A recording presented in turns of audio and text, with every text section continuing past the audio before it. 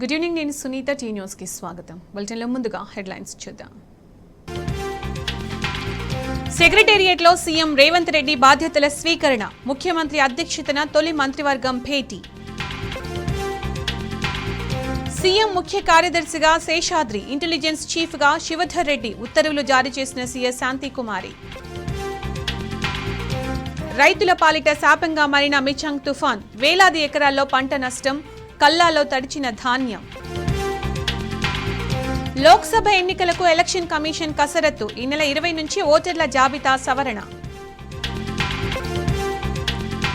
ఇంకా జలదిగ్బంధంలోనే చెన్నై నగరం. సహాయక చర్యల్లో ఎయిర్ ఫోర్స్ టీమ్స్.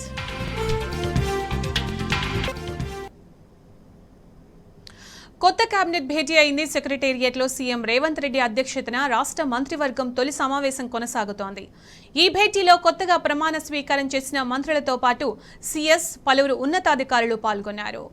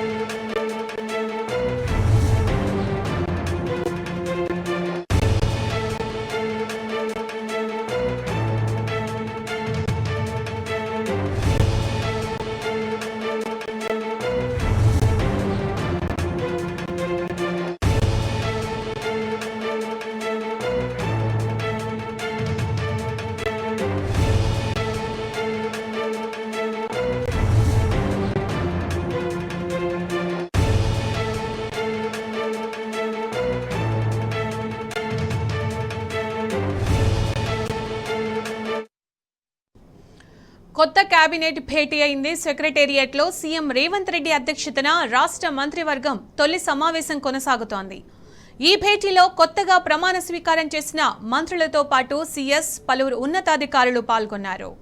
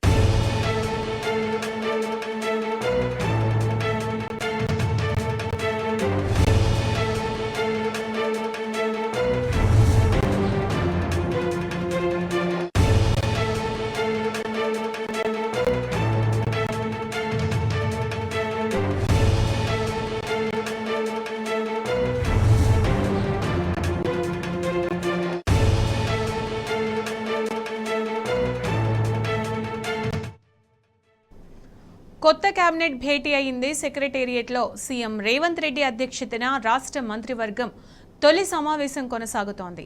ఈ భేటీలో కొత్తగా ప్రమాణ స్వీకారం చేసిన మంత్రులతో పాటు సీఎస్, పలువురు ఉన్నతాధికారులు పాల్గొన్నారు.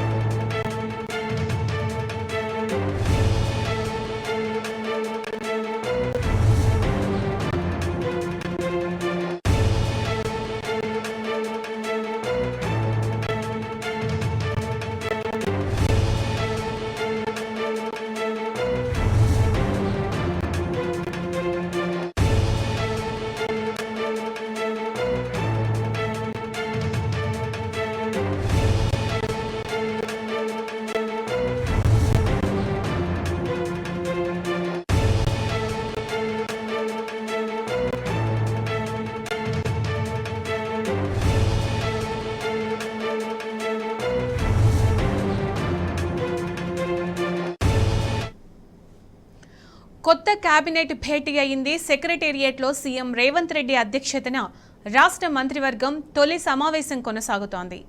ఈ భేటీలో కొత్తగా ప్రమాణ స్వీకారం చేసిన మంత్రులతో పాటు సీఎస్ పలువురు ఉన్నతాధికారులు పాల్గొన్నారు.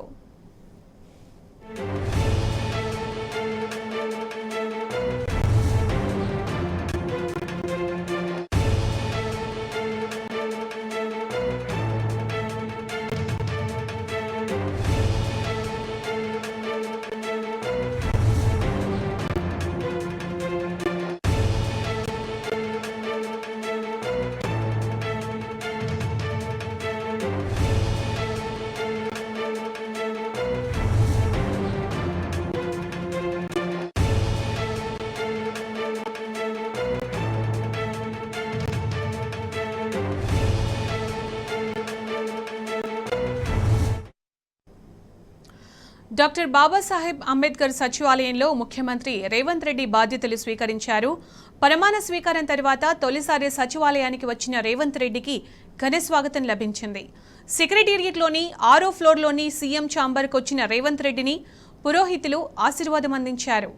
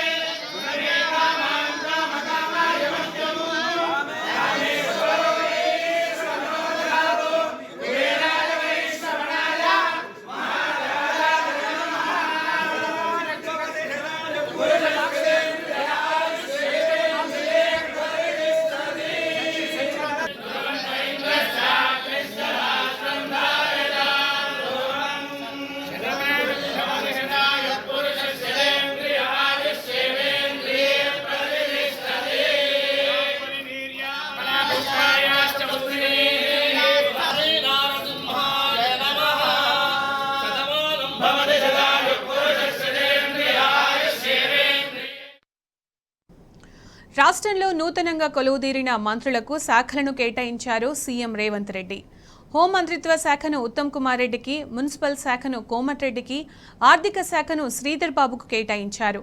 అటు నీటిపారుదల శాఖను పొంగులేటి శ్రీనివాసరెడ్డి, మహిళా సంక్షేమ శాఖను కొండా సురేఖకు, రెవెన్యూ శాఖను భట్టి విక్రమార్కకు కేటాయిస్తూ ఉత్తర్వులు జారీ చేశారు. వైద్య ఆరోగ్య శాఖను దామోదర రాజనరసింహకు, జూపల్లి కృష్ణారావుకు పౌర సరఫరాల శాఖ, సీతక్కకు గిరిజన సంక్షేమ శాఖ, తుమ్మలకు రోడ్లు భవనాలు, పొన్నం ప్రభాకర్కు బీసీ సంక్షేమ శాఖను కేటాయించారు.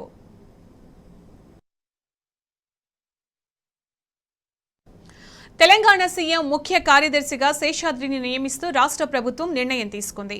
ఇక ఇంటెలిజెన్స్ ఐజీగా శివధర్ రెడ్డిని నియమించారు. ఈ మేరకు ప్రభుత్వ ప్రధాన కార్యదర్శి శాంతికుమారి ఉత్తర్వులు జారీ చేశారు.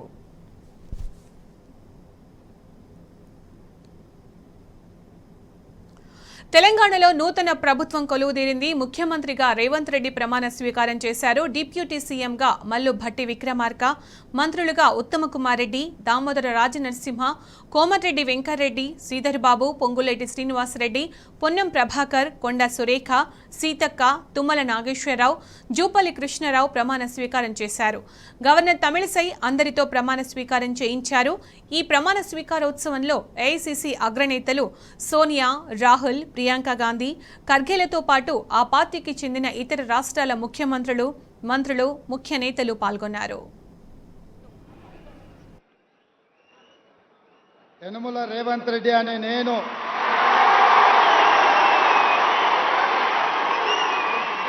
శాసనం ద్వారా నిర్మితమైన భారత రాజ్యాంగం పట్ల నిజమైన విశ్వాసం, విధేయత చూపుతానని, భారతదేశ సార్వభౌమాధికారాన్ని, సమగ్రతను కాపాడుతానని, తెలంగాణ రాష్ట్ర ముఖ్యమంత్రిగా నా కర్తవ్యాన్ని శ్రద్ధతో, అంతఃకరణ చిత్తశుద్ధితో నిర్వహిస్తానని, భయం కానీ, పక్షపాతం కానీ, రాగద్వేషాలు కానీ లేకుండా రాజ్యాంగాన్ని, శాసనాలను అనుసరించి ప్రజలందరికీ న్యాయం చేకూరుస్తానని దైవ సాక్షిగా ప్రమాణం చేస్తున్నాను.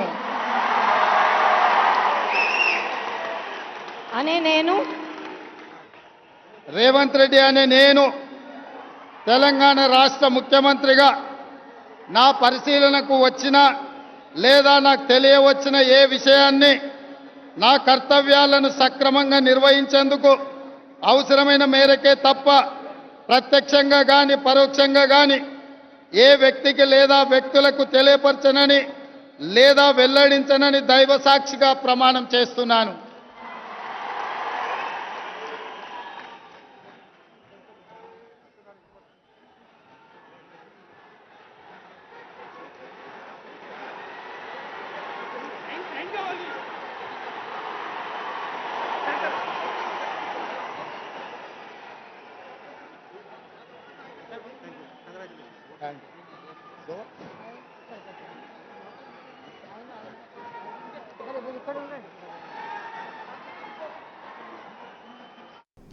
ప్రజాదరణ పొందిన బీఆర్ఎస్ ఓటమికి కారణాలను ది హిందూ పత్రిక విశ్లేషించింది.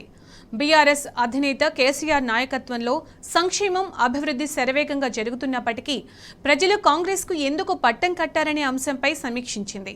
కేసీఆర్ ముఖ్యమంత్రి కావాలని ప్రజల్లో ఉన్నప్పటికీ అంతిమంగా కాంగ్రెస్కు ఓట్లు వేయడానికి గల కారణాలను ఈ నివేదికలో వెల్లడించింది.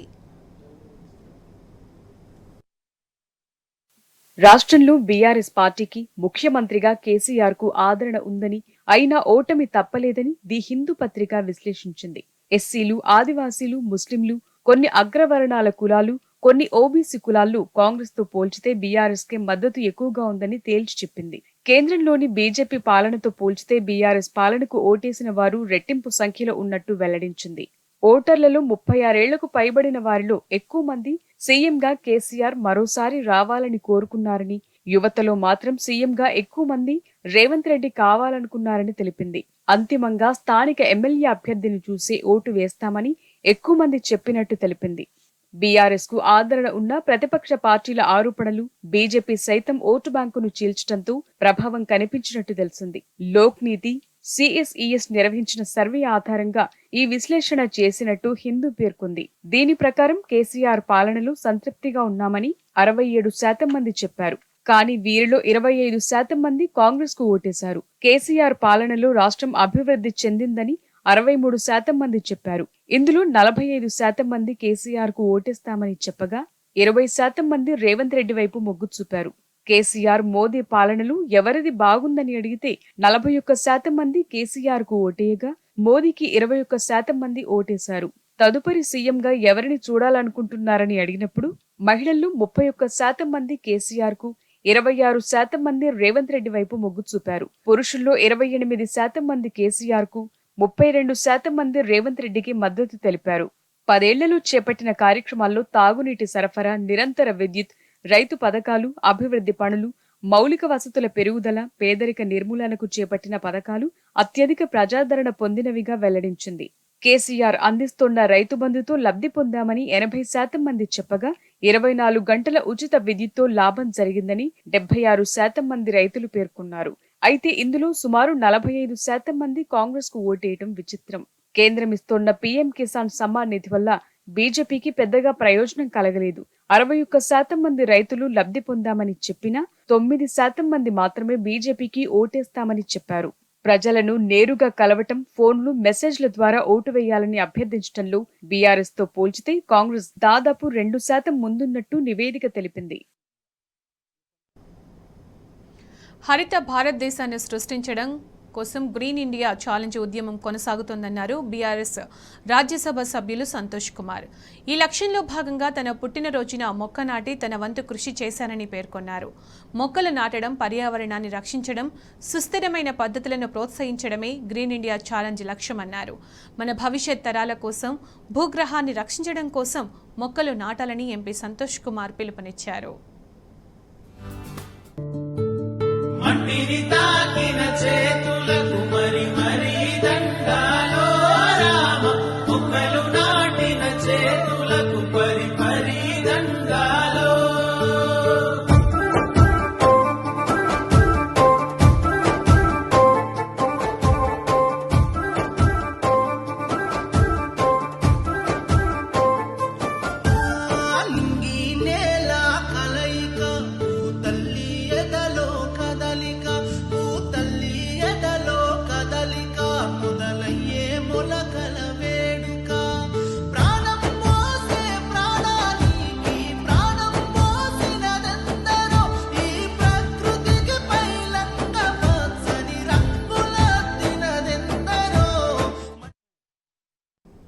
పట్టుదల సాధించాలనే తపన ఉంటే ఏదైనా సాధ్యమే. సంకల్ప బలానికి తోడు దేవుడి ఆశీస్సులు, ప్రజల సహకారం కూడా ఉండాలి. తాజాగా ఛత్తీస్గఢ్లో ఓ దినసరి కూలీ చరిత్రలో నిలిచిపోయాడు. అసెంబ్లీ ఎన్నికల్లో పోటీ చేశాడు. పోటీ చేయడమే కాకుండా కాకలు తీరిన రాజకీయ యోధుడిని ఓడించాడు. ఇంతకీ ఎవరా వ్యక్తి? Watch the story. आंखों से अपनी संकल्प बोल के हम तो निकल पड़े, हर द्वार खोल के गगन कहे विजयी भव, विजयी भव। రాజకీయాల్లో గెలవడం అంత ఈజీ కాదు. ముఖ్యంగా ప్రతిపక్ష ఎన్నికల్లో పోటీ చేసి విజయం సాధించడం చాలా కష్టం. కానీ ఛత్తీస్గఢ్లో ఓ దినసరి కూలీ సరికొత్త చరిత్రను లిఖించాడు. తాజాగా జరిగిన ఆ రాష్ట్ర అసెంబ్లీ ఎన్నికల్లో పోటీ చేసి విజయం సాధించాడు. ఏండ్లకేండ్లు రాజకీయ చరిత్ర ఉన్న నాయకులు ఎన్నికల్లో గెలిచేందుకు ఆపసోపాలు పడుతున్న తరుణంలో అలవోకగా గెలుపొంది చరిత్ర సృష్టించారు. ఇప్పుడు రాష్ట్రమంతా ఆయన పేరు మారుమోగుతుంది. ఆయన మరెవరో కాదు, ఛత్తీస్గఢ్ కు చెందిన ఈశ్వర్ సాహు. ఛత్తీస్గఢ్ లో జరిగిన అసెంబ్లీ ఎన్నికల్లో బీజేపీ తరపున పోటీ చేసి కాంగ్రెస్ అభ్యర్థిని చిత్తుచిత్తుగా ఓడించారు. ఓ సామాన్యుడు ఎమ్మెల్యేగా ఎన్నికవడంతో ఇది తెలిసిన వారు ఇది కదా విజయమంటే అని కొనియాడుతున్నారు. आंखों से अपनी संकल्प बोल के हम तो निकल पड़े, हर द्वार खोल के गगन कहे विजयी भव, विजयी भव। ఛత్తీస్గఢ్ అసెంబ్లీ ఎన్నికల్లో బీజేపీ విజయం సాధించింది. 90 అసెంబ్లీ స్థానాలున్న ఛత్తీస్గఢ్ లో భారతీయ జనతా పార్టీ మొత్తం 54 స్థానాల్లో గెలిచింది. కాగా అధికార కాంగ్రెస్ కేవలం 35 సీట్లు మాత్రమే గెలుచుకుంది. ఈ ఎన్నికల్లో ఉప ముఖ్యమంత్రి టిఎస్ సింగ్దేవ్ తో సహా 9 మంది మంత్రులు ఓటమిని చవిచూడాల్సి వచ్చింది. ఈ క్రమంలో ఒక సీటుపై జోరుగా చర్చ సాగుతుంది. అది బెమెత్రా జిల్లాలోని సాజా అసెంబ్లీ స్థానం. ఛత్తీస్గఢ్ ఎన్నికల ఫలితాల్లో అనూహ్య ఫలితం అందరి దృష్టిని ఆకర్షించింది. రోజువారీ కూలీ అయిన ఈశ్వర్ సాహు 7 సార్లు గెలిచిన కాంగ్రెస్ ఎమ్మెల్యేను ఓడించి గెలుపొందారు. ఈశ్వర్ బీజేపీ తరపున పోటీ చేసి ఈ విజయాన్ని అందుకున్నారు. బఘేల్ ప్రభుత్వంలో సాహు కుమారుడు హత్యకు గురయ్యారు. దీంతో కాంగ్రెస్ ప్రభుత్వంపై ఈశ్వర్ ఆగ్రహంతో రగిలిపోతున్నారు. ఇది గమనించిన బీజేపీ వ్యూహాత్మకంగా ఈశ్వర్ కు టికెట్ ఇచ్చింది. సాజా అసెంబ్లీ స్థానం నుంచి బరిలోకి దించింది. आंखों से अपनी संकल्प बोल के हम तो निकल पड़े, हर द्वार खोल के गगन कहे विजयी भव, विजयी भव। తాజా అసెంబ్లీ పోటీలో కాంగ్రెస్ ఎమ్మెల్యే రవీంద్ర చౌబేపై ఆయన 5,527 ఓట్ల మెజారిటీతో గెలుపొంది చరిత్ర సృష్టించారు. కాంగ్రెస్ పార్టీ సీనియర్ నేత 7 సార్లు ఎమ్మెల్యేగా గెలిచిన రవీంద్ర చౌబే సాజా అసెంబ్లీ స్థానంలో ఓటమి చవిచూశారు. వ్యతిరేక కార్మికుడైన ఈశ్వర్ సాహు కుమారుడు ఈ ఏడాది రాష్ట్రంలో జరిగిన అల్లర్లలో మరణించారు. ఏప్రిల్ 2023లో సాజా అసెంబ్లీ నియోజకవర్గంలోని బిరాన్పూర్ గ్రామంలో మతపరమైన అల్లర్లు జరిగాయి. ఈ ఘటనలో మొత్తం 3 చనిపోయారు. ఇందులో ఈశ్వర్ సాహు కుమారుడు భువనేశ్వర్ సాహు కూడా ఉన్నాడు. కాగా ఛత్తీస్గఢ్ ప్రభుత్వం బాధిత కుటుంబానికి 10 లక్షల రూపాయల పరిహారం మరియు ప్రభుత్వ ఉద్యోగం ప్రకటించినట్లు తెలిసింది. కానీ ఈశ్వర్ సాహు దానిని తీసుకోవడానికి నిరాకరించినట్లు కథనాలు వెల్లడించాయి. ఈ ఘటన తర్వాత బీజేపీ ఈశ్వర్ సాహుకు టికెట్ ఇచ్చింది. తాజాగా జరిగిన ఎన్నికల్లో ఈశ్వర్ సాహు విజయం సాధించారు. आंखों से अपनी संकल्प बोल के हम तो निकल पड़े, हर द्वार खोल के गगन कहे विजयी भव, विजयी भव। ఈ అసెంబ్లీ ఎన్నికల్లో సాహు విజయంపై ఛత్తీస్గఢ్ తో పాటు దేశవ్యాప్తంగా చర్చ జరుగుతోంది. మణితో నిండిపోయిన ఈ రాజకీయాల్లో ఓ సామాన్యుడు కూడా గెలవచ్చని ఈశ్వర్ సాహు నిరూపించారని ఆయనకు శుభాకాంక్షలంటూ కామెంట్ చేస్తున్నారు. సోషల్ మీడియాలో ఈశ్వర్ సాహు ధైర్యాన్ని, సంకల్ప బలాన్ని కొనియాడుతున్నారు. ఇలాంటి వారే నేటి తరానికి ఆదర్శమంటూ కితాబిస్తున్నారు.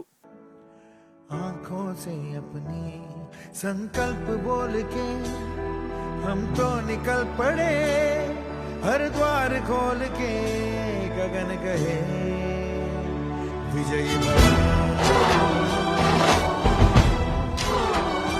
विजयी भव।